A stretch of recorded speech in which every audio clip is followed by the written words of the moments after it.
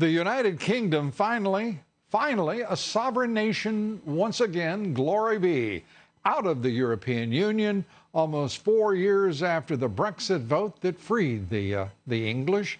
London and Brussels now in transition. The UK will hammer out the details of its future relationship with its European neighbors by the end of the year.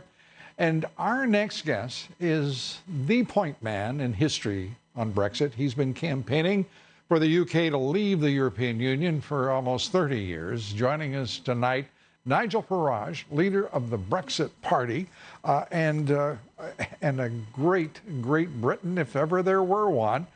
Good to have you with us. Congratulations on what has been a lifetime, a culmination of a lifetime of work. You've freed an entire nation.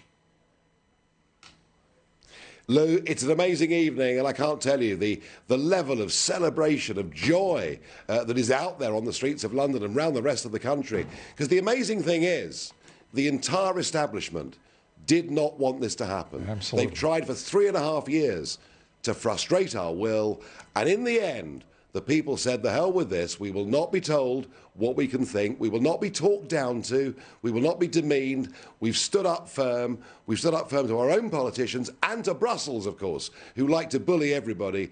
And in the end, the British people are too big and strong to bully. And it's a victory. This is a victory for grassroots democracy. It's a major piece of history.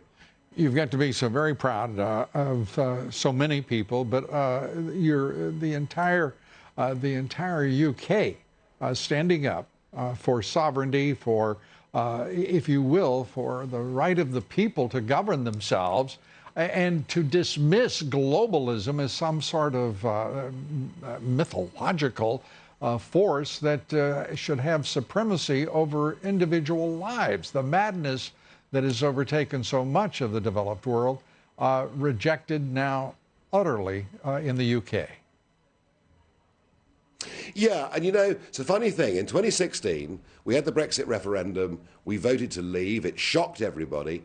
And then a few months later, guess what happened? Donald J. Trump got elected as president of the USA.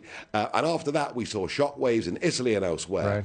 And I think now the confirmation that Brexit has happened shows you that populism, and it may be mocked and derided by many, but populism is really popular.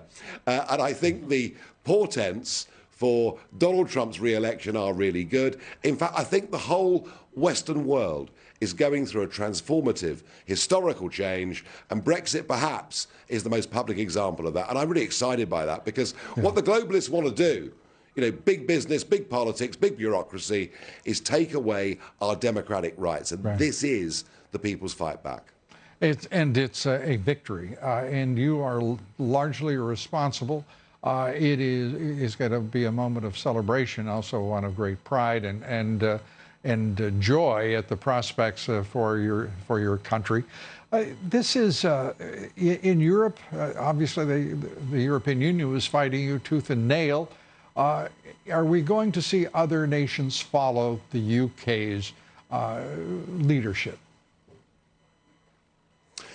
I think so. I mean, the UK leaving, in economic terms, is the size of the 19 smallest members of their single market of 28. So this deal's an absolute hammer blow to the whole European project.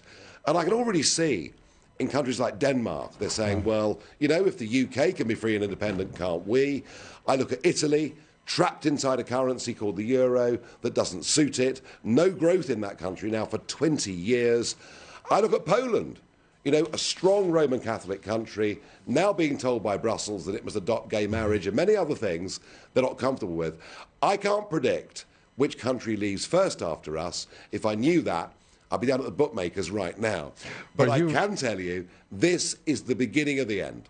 Well, you've won the bet that counts most. And Nigel, we want to congratulate you and all the very best wishes. Thanks for spending some of your time on this historic day with us. We thank you.